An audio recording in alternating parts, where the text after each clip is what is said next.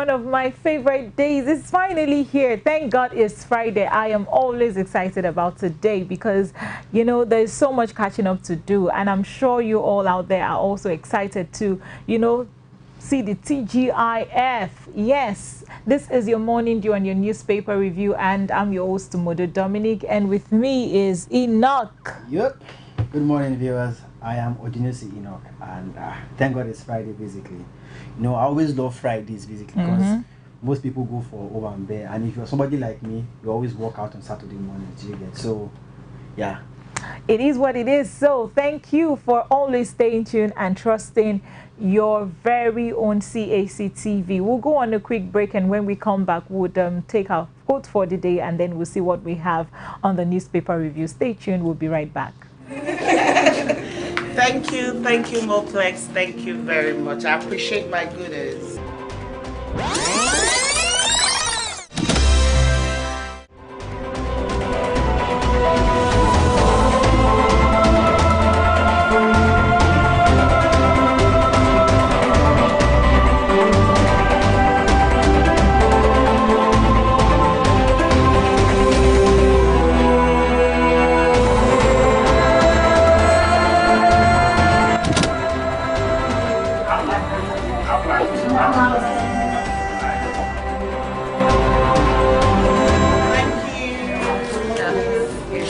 Thank you, Moplex TV. Oh my God. What do we have here? Oh wow. Oh, really? Yes, with the wine. All of this. Thank you for staying tuned. It's still your Cactv, and this is your morning dew. We're still taking, you know, we're about to begin the newspaper review. So if you're just tuning in, you haven't missed much because we're just about to, you know, take a look at what we have. So, but first, we'll have to look at our quote for the day. Enoch, help us with that. The quote for the day is taken from the book of Matthew, chapter 4, verse 19. It says, and he said unto them, follow me and I will make you fishers of men. So basically it's like it's a mandate given to us by our Lord Jesus Christ to always preach the gospel. So irrespective of wherever we find ourselves, in our place of work, school, our shops, wherever you find yourself, always remember to talk to somebody about Jesus. Always remember to share the good news to somebody, because somebody out there might need this good news. So wherever you are, whatever you're doing, do not forget, because it is our primary responsibility as children of God and Christians, always and always share the gospel. Modo, what do you think? Yes, that reminds me of back days in school when we always sing, I will make you fishers of men, fishers of men, fishers of men. I will make you fishers of men if you follow me. And there is a clause. Only if you follow me, I will make you fishers of men. You cannot be a follower. You cannot be a fisher of men if you're not agreeing or accepting to be a follower. So here is a mandate for us to be a not just a follower, but a disciplined follower of Christ. You know, let your good deeds be shown by what you do, and then that is the only way you can win souls. You can't win souls. You can't you know, convince somebody when you are doing otherwise. You can't be saying A and you're doing B, and you're found wanting for the same thing that you're saying. So be what you preach, do what you preach, and then, you know, be a good follower of Christ, and that's all that is expected of us. So quickly, let's look at our newspaper review. Our first story that we have, the first story we're taking from the Punch newspaper, and this says, Labour faults 180 billion naira palliative, says government will frustrate programs. The organized labor has knocked the federal government for releasing a 180 billion naira palliative package to states to cushion the impact of the fuel subsidy removal. The Nigerian Labour Congress and the Trade Union Congress insisted that the government could not be trusted. Noting that the politicians and not the poor would benefit from the 5 billion naira largesse given to each state government for disbursement to the citizens.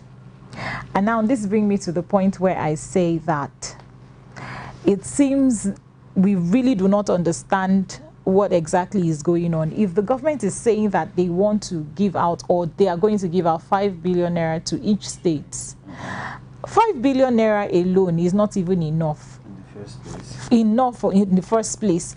And now and they are going to give this money to the state. Now, who exactly is going to take this money? And how are they intending to circulate this money? You see, I've already said this thing. This whole palliative issue, it takes me back to the days of COVID. If you remember that time, when we even had more serious issues that people were dying. And the government, so to say, they said that they are distributing palliatives and everything. Tell me, in my own house, we didn't get anything. And I'm very sure everybody in my estate really didn't get any palliative. So if something that serious, they did not fall or come through with it, how do they want to? Because as they said, Labour Congress, it is the governors. You know, when it comes from federal government, it goes to state government. Governors will cut their own and distribute whatever they can distribute to the local government. The chairmen of the local government too, slash their own and distribute to the ward. All and those councillors too. So there's corruption at these levels. First of all, I must commend the effort. At least it is still a push in the right direction to try to cushion the effect of the subsidy removal, because you can't ask them to restore the subsidy because you're earning a lot of money.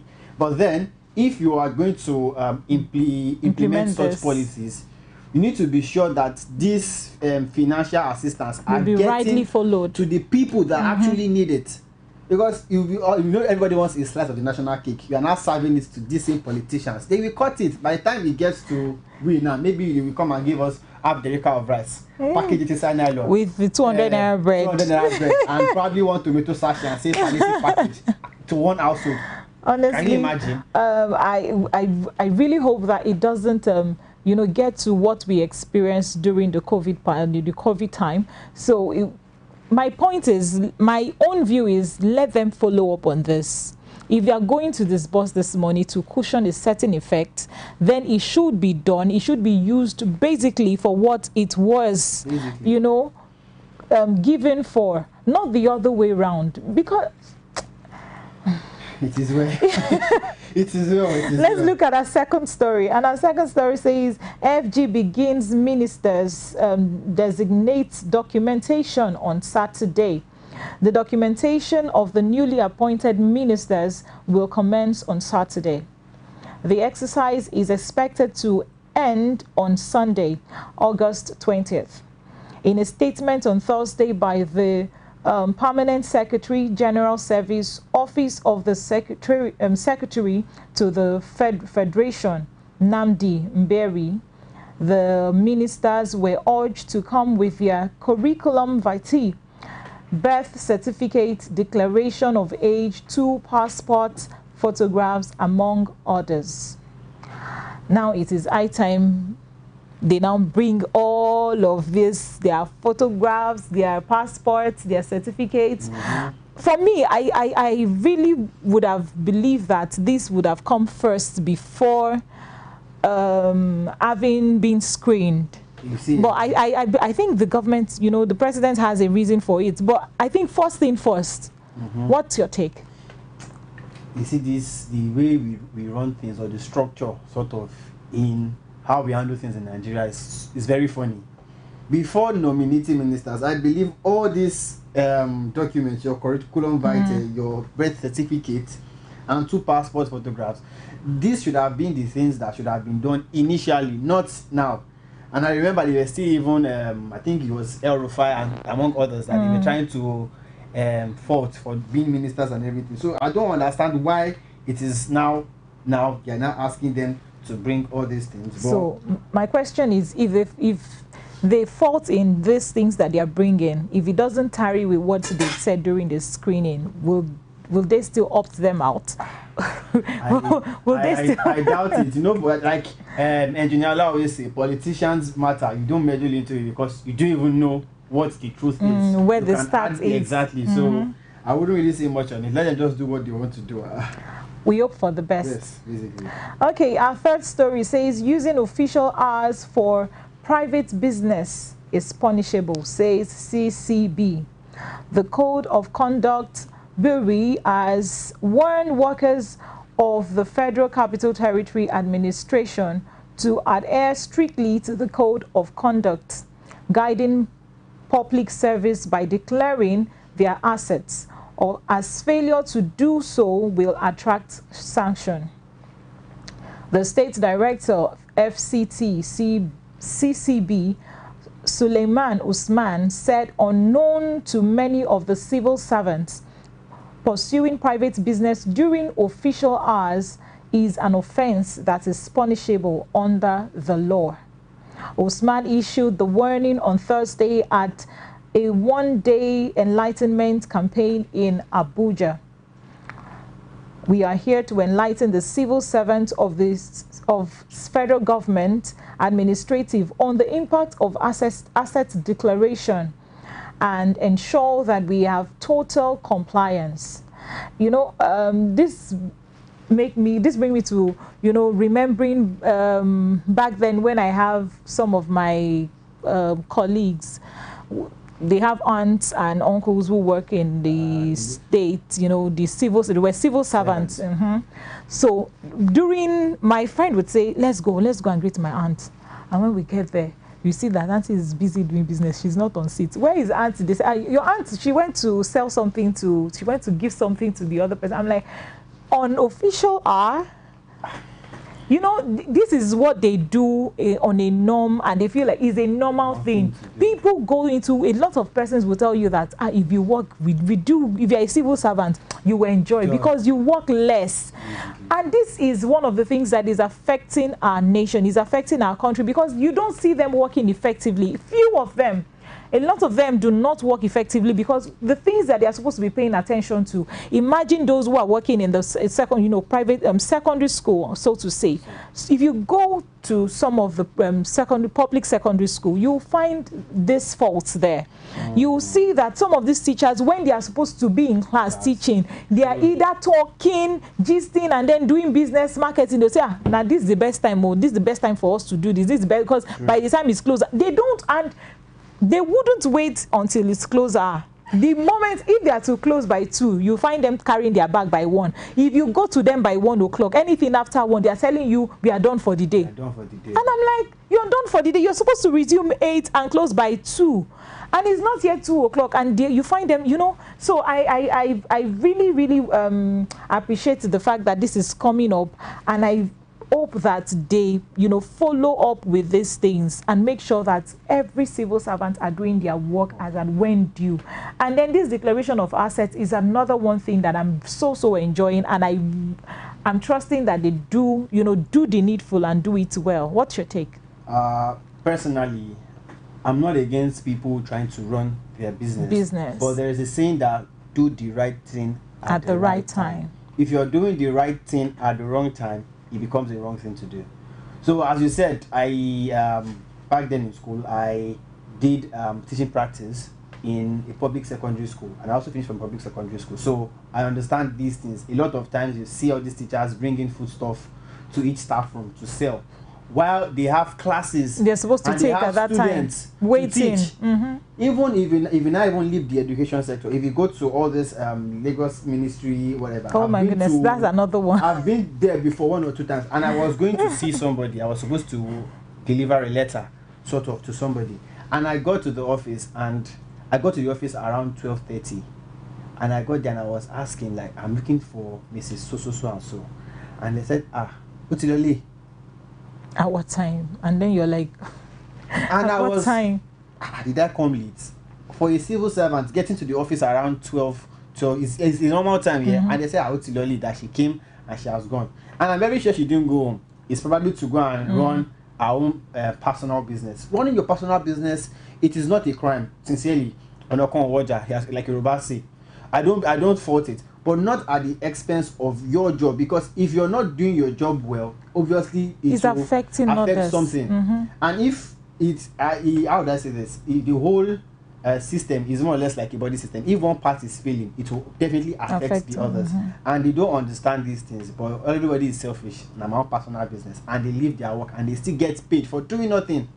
So I feel as they've done this in FCT, probably they should do something like this in every other state. states, yeah. And also implement policies that will punish people that offend, so it serves as lesson to others, so they don't indulge into these things. Honestly, I really appreciate this, and I hope that it is being implemented and looked into thoroughly. So we'll go on a quick break, and when we come back, we'll look at the stories that we have on Vanguard newspaper. Stay tuned, we'll be right back.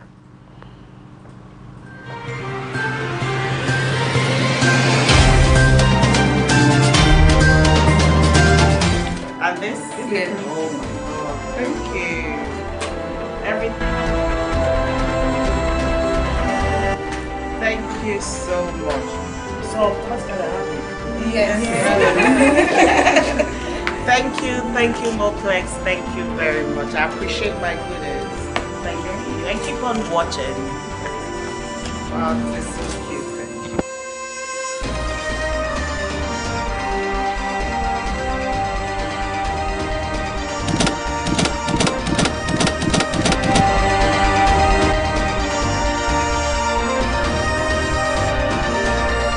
We offer our subscribers daily subscription options for as low as 120 Naira on Jara and 250 Naira on Federal.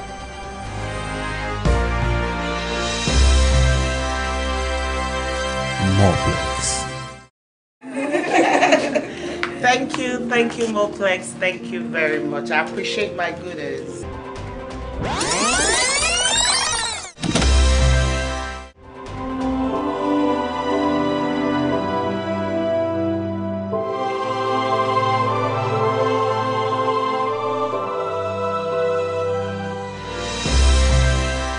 So what do we have here?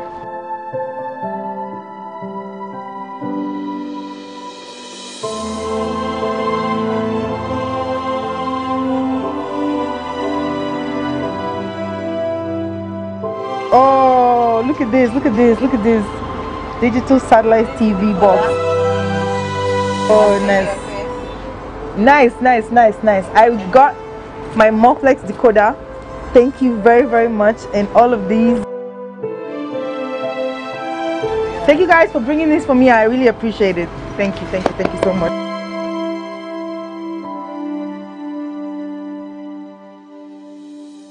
Moplex TV is the new dawn of pay TV services, redefining African entertainment for every home with a variety of packages that are pocket friendly, flexible, and provide maximum entertainment for everyone. Watch out for this. You do not want to miss this. Hop on this train right now. Moplex.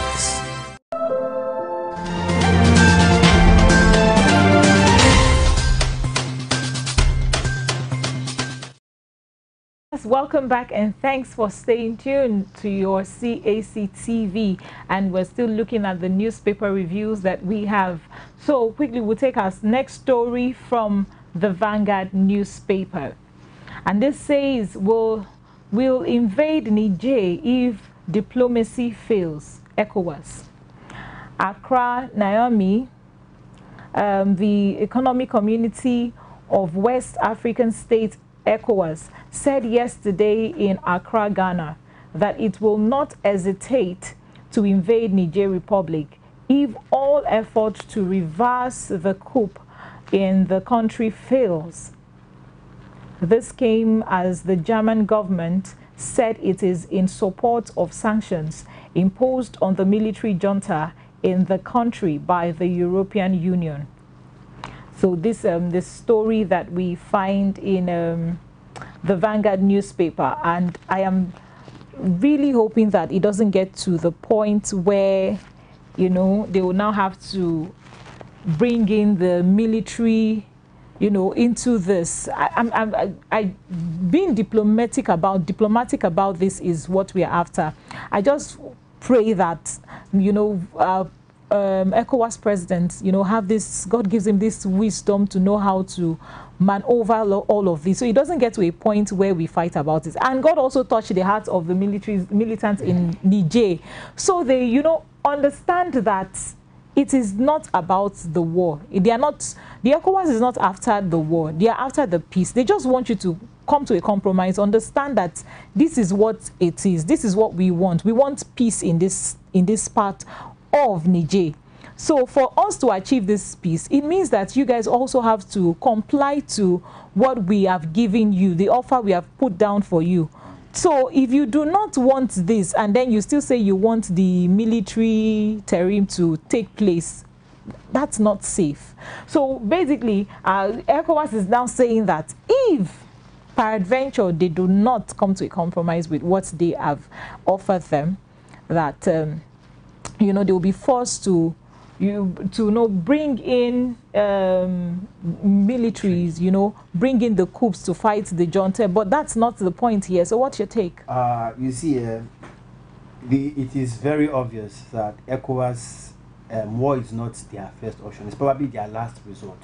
But then it is now in the hands of the Nigerians to reason to diplomacy, because they've made, truthfully speaking, they've made every effort to be diplomatic about this. They've sent delegates to meet them to discuss, okay, fine, you've taken over the government. What are the things you want? Let us discuss. How can we get them? Because in this present world, nobody is supporting war. At all. So you can't have a lot of nations against you and you think you can survive. So what ECOWAS is trying to do is, as fellow West African brothers, let us try and see how to help ourselves. Because nobody is going to support this military government. Nobody is going to support it. But so what are these challenges in your country? How can we solve them? So this is the reason for diplomacy. This is what we call being diplomatic. We negotiate, we reason, we come to we look for a way forward. But then they are refusing to listen and they are refusing to be diplomatic about it. So if they don't listen to reason, there is no how. They have to, law and order has to be restored in Niger. Democracy has to be restored in Niger. If they don't want to do it the easy way, to come the hard way. And the hard way is basically the military intervening. So if they continue to be stubborn, there's no way to it. It's going to become a war. And I wouldn't even call it a war, because Niger, how many soldiers do they have? How many soldiers do they have against the number of people that are supporting the sanctions? So, you know, it's also interesting that we have the German government also, you know, supporting. Even the European Union. Everybody now basically is now at that. I don't understand what is going on in the... It would be in their best interest to comply. Comply, yes. Okay, so we'll look at the next story on Vanguard, and this says subsidy removal. FG shocked over high food transportation cost. And I'm wondering, why are they shocked? Okay, let's look at the story. And it says that the National Economic Council, NEC, yesterday expressed shock over the high cost of food and transportation in the country. Consequently, it approved 5 billion grants to each of the 39 states of the Federation for the procurement of grains, as well as 5 trucks of rice to each state as palliatives to cushion the effects of fuel subsidy. Wait, did I hear 5 trucks of grains? 5 trucks of rice. 5. To a state. It is well. To a state. Okay. That's for the removal of subsidy to cushion the effects. But my point is, why are they shocked when they know that there is nothing you do that you can take away transportation? Now, when you go to the market to buy stuff and you're asking these women, why are you selling this for 200 naira? And I used to be 100 naira. Ah, my sister, I know what I'm saying. I know what I went through. Transportation is so expensive. And you don't blame them. That's the truth. How do they make their gain if they do not, you know, look for a means of, you know, increasing what they sell so that they can have interest? Nobody wants to, you know, toil all day and then go back with nothing. Yes. It doesn't make any sense. And we're trying to understand as human. But thank God that the federal government is actually coming in with something, at least 5 trucks of rice to a state. So that means at least each family would get to have like one derrick of if it gets to be 1 derrick. You see, first of all, I am surprised that they are telling me that they are shocked. We all know that in every country, in every society, transportation is key. movement of people and goods Yeah. and commodities from one place to another. It is something that bolsters the economy. But we now know, or we understand, that in transportation, the major source or the major what's that word for I will use for it, is fuel, is petrol. Now that you've increased the price of petrol, subsequently price in everything Of will food increase, will because increase, you want to buy rice. The rice people, they are not planting it in their house, it is coming from the farm. So they will add the cost of Transporting it to the farmers too will destination. add the cost of fertilizers, for transporting fertilizers to their farm to fertilize the rice. So everything is going to increase. It is not something that should be surprising. So for them telling us that they are short, I feel that's like a lie. Secondly, they are not telling us they want to bring 5 trucks of rice. Please, to do what? Because if you look at Lagos State alone, just Alimosho local government, the number of population and the number of families, what does 5 trucks of rice? Let's say 1 truck would take at least, at most, 500 bags of rice.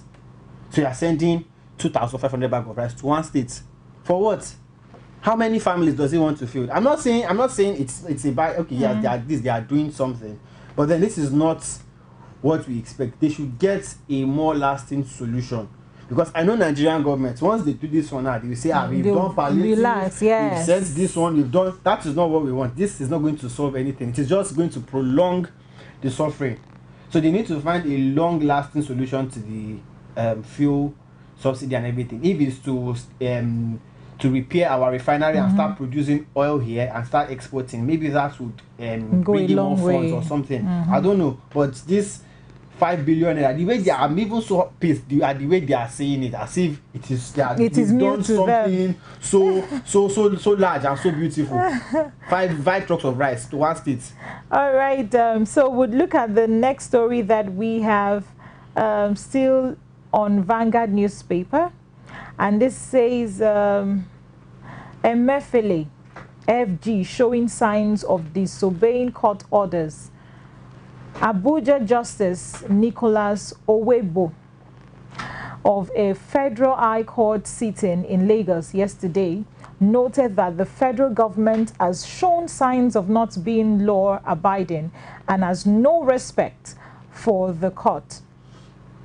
The judge made the pronouncement while striking out the firearm possession charged against the suspended governor of the Central Bank of Nigeria, CBN, Mr. Godwin Emefiele. So this is a story that we find, this is the last story that we have in Vanguard newspaper. So basically, Emefiele is showing signs, okay, federal government is showing signs of disobedience. So what exactly is going on here? You see this Emefiele's case. I think I said it 2 days ago with Engineer Ola or something. I said the federal government has not really said what they are up to. Exactly. They've not told us what is actually going on between them and Emefiele. I think there is more to it than what we are showing. There's a secret negotiation that they have done. Probably Emefiele defaulted on his own part, or the federal government defaulted. And they are looking for ways to hold it, but then they don't want to bring the truth out, because I feel if they bring the truth out, they will also implicate themselves. So they are looking for ways to just pin him down, and I don't know. So they need to come forth and let us know what is really going on, because now they've struck out the firearms charge against him, because it doesn't make any sense. Yes. He can have license for his firearms and everything, but they are looking for ways to just pin him down. Let them tell us the truth. What is really going on, federal government? We need to know. There is more to it that they are not telling us. Yes. Okay, we'll look at our next story from the Nation newspaper. But before that, we'll also go on a quick break, and when we come back, we'll take our story from the Punch, from the Nation's newspaper. We'll be right back shortly.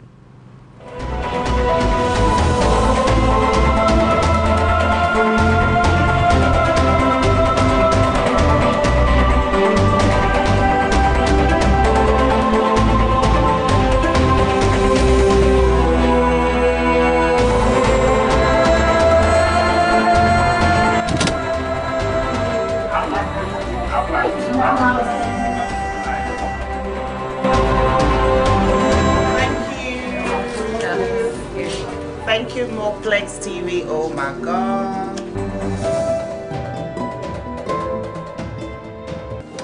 What do we have here? Oh wow. Oh really? Yes, put the wine. All of this. Yeah. And this? Yeah. Oh my God. Thank you. Everything. Thanks for staying tuned to your Cactv. This is still your newspaper review. So we're looking at the story that we have on the Nation newspaper. And the first story says 5 adopted wedding guests freed. Oh, that's a good one. At least they are freed. Okay, operatives of the Enugu State Police Command have rescued 5 victims adopted on their way from a wedding in the state. It came as the operative arrested 4 male suspects for alleged conspiracy, housebreaking and vandalism, and unlawful possession of firearms. You know, it's so sad that we really do not know what's going on, that you can't go for events freely, you can't walk freely without having to look here and there. But thank goodness, you know, that the police are really doing well. This is actually a good news. So what's your take? You see, these places in the east mostly, you know, they have more land space and lots of forest and everything. So I must commend the Nigerian police force for their job. At least they've already freed the kidnapped victims. But there are more situations, there are more things to be done to curb these unlawful acts. There are thousands of people that are always very scared to apply this route because of fear of kidnapping, and there are days whereby you even find the police even still scared of some of these armed robbers because of the kind of this thing they have. So I commend them for the effort, but I feel we can do more. There's still more to be done to curb these things, because there are other places, there are other cases that we've not heard. Maybe it's because they already caused these ones that we know about it. Yeah, exactly. So we need to do more. There's more work to be done. Okay, so the next story says Unical suspends dean after students protest. After students protest over alleged sexual harassment. The management of the University of Calabar, Unical, has suspended the Dean, Faculty of Law, Professor Cyril Ndifon.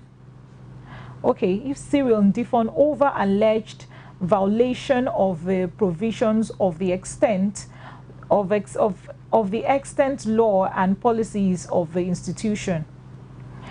His suspension came a few days after some law students accused him of alleged sexual harassment in a protest within the school premises. You know, what's your take? This University of Calabar issue is not only the University of Calabar. It happens in virtually almost every university, and these are things that the university management needs to take seriously, because there are, thank God, these students were very bold to come out and protest. And before you have student protesting, something that you would have done, yet has gotten to the brink of it, they can't take it anymore. There are thousands of students silently complaining. I remember when I was in school, me and one of my cousins then, she was a lady, we went to a lecturer's office to, I think, register for a course. And the first thing the man asked us, is he your boyfriend? I mean, why ask such a personal question? Me, I knew where he was going to. She said, nah, no, he's just my friend. I was like, okay. After the whole thing, I now asked my friend, what was he telling me? He said, he asked me for my number. And we all know where that is going to. We all know the next thing is, let us meet up. I will pass you if you do this. I mean, why? They are paying. These people they are old enough to be your daughters in the first instance. Secondly, this is not professional. You are meant to lead them. You are meant to lecture. It is not part of if you want to do all these things, you can take it away from the school premises. You can take it outside the school. You are adults. Nobody is going to do, but not using your position as a lecturer or as the dean of the faculty to intimidate and exploit students. Because and then the next thing you threaten them that, okay, if you don't do it, I will fail you. And some of them might not be as courageous or as brave to speak out, and they will just fall victim, and then you do whatever you do. So these things needs to be done, even in almost in every federal university and state university. I can say it with my full chest. that if they look into it very well, they have lecturers and some other this thing. And I was even reading the case on this particular man. They said they've already accused him of it before he became the dean of the faculty. He was the HOD of a particular this thing. And then students came out and reported him. They said he was suspended, then he was now reinstated. And before you knew it, he became the dean of the faculty. Dean, how? And now it's this same issue again. So I feel the university, they are not why being suspended? He was suspended when he was supposed to be sacked. Exactly. Imagine. I mean, these students have evidences against him. They have, I think they have recordings and videos of him with his what's it called? It's a stupid act. So why are they suspending? They should make him serve as a lesson to other people, to other lecturers doing this bad act. This is I think I take it personal because I had a friend that suffered from this thing before. She carried the course over 3 times. 3 times because she refused to give it to the lecturer. And the lecturer said, if I don't get you will fail my course. And he kept failing this girl. We wrote letter to our dean of faculty. We did everything. They said they will look into it. Till to date, he failed that course. He graduated with 0 in that course. So this is not fair at all. It's not. I believe and I hope that punishment is being served to him as duly deserved. Yes. Okay, so our last story from the Nation newspaper says 7,000 sacks of food items distributed to Lagosians. The chairman of Badagry West Local Council Development Area, Mr. Joseph Beno, yesterday distributed 7,000 sacks of food items to residents to cushion the effects of petrol subsidy removal. Speaking after the distribution of at Apa and Cancun, and also at Benu said he took the food items to the residents in their domains because some of them are old and fragile. Wow, this is so touching, and applaud the say, like they used to say, to the chairman of Badagry for this great act. And I hope that pray that other people also do same, because it's something that we need to also look into as individuals. We need to also extend hand of help, and for him to start this is actually a great note. So what's your take? I mean, we need to applaud the chairman of Badagry West Local Council Development Area. I mean, this is a commendable effort. 7,000 sacks of food items. I mean, in that local environment, it will go a long way. And knowing that they actually took it to them. If they did it as they have said, if they did it the way it is, to actually help a lot. Now, this now brings me back to the federal government. Imagine this is LCDA, a local development council area. We have numbers taking of it upon himself under local government. We've never even gotten to the state government. We have a lot of LCDs under just one local government, and this is just somebody sharing 7,000 food sacks to just one LCD, not even a local government. So imagine now the other government saying it with their food test. We are giving 5 billion naira and 5 trucks of rice to a state. Please, do you know how many LCDs are under one state? Not to not talk of the world, because if you look at the way this whole thing is dissected from state government, from federal government to state, to local, to LCDs, to ward. So they've divided everything and are telling me 5 trucks of rice, and you're feeling like it is going to be. Yeah? But at least they've tried and they're doing something. The fact that they're even showing concern is what it is for me, is commendable. And my prayer is that they do the right thing by following up and making sure that this palliative get to the people who need them, and not just being shared among the local government chairmen, the councils, and the governor and all of that. So to this note, we would want to go on sports. Let's hear what we have in the world of sports. So Enoch, you have to take us into the world of sports. Okay, so in the world of sports, we have Garcia likens Osimhen to Ronaldo. Napoli coach Rudi Garcia believes Nigerian striker Victor Osimhen has similar leadership qualities like the Portuguese legend Cristiano Ronaldo. Punch Sports Extra reports. He said Garcia, who coached Ronaldo at Al Nassr in Saudi Arabia last season before signing with the Italian champions this summer, said both players inspire their teammates in winning mentality during games. So basically, Garcia was Ronaldo's coach at Saudi Arabia. So he joined Napoli this summer, and for him to say that Osimhen and Ronaldo are like, means he knows what he's saying, because he actually coached Ronaldo.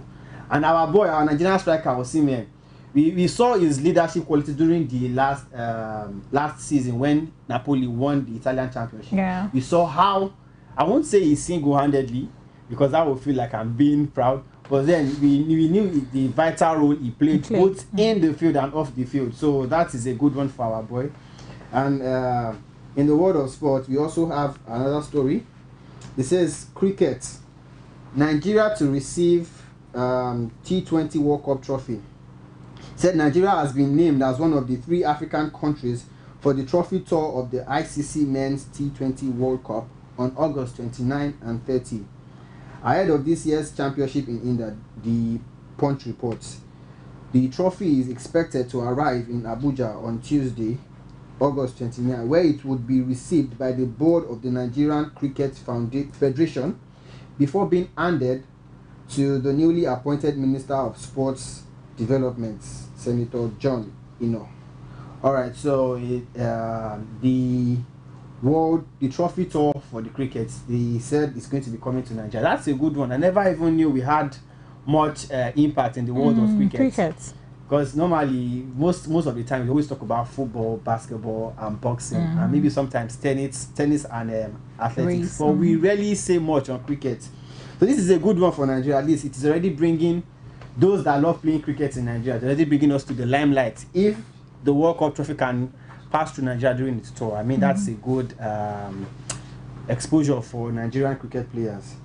That's what we have for the world of sports. All right. On this note, would like to pull the curtain and make sure that you have a lovely weekend. So this is Modut Dominic and I am Ojunusi Enoch. And like we used to say, show love to somebody. Yes. Be an inspiration that someone needs for this weekend. As much as you can, as little as you can. If it's a word of advice, give to someone. Tell someone. Someone needs to hear nice things from you. Not don't be negative. Be positive with your words. And we say thank you for staying tuned as always. Till we come your way, same time, same station next week. It's a bye from all of us. Enjoy your weekend. Thank you. Thank you very much. Thank you very much.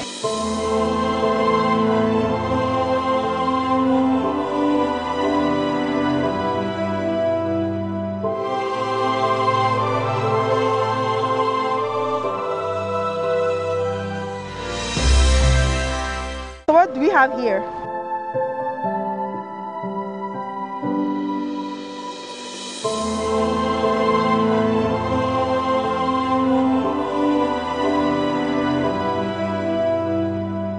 Oh, look at this, look at this, look at this. Digital satellite TV box. Oh, nice. Nice. I got my Morplex decoder. Thank you very, very much. And all of these. Thank you guys for bringing this for me. I really appreciate it. Thank you so much.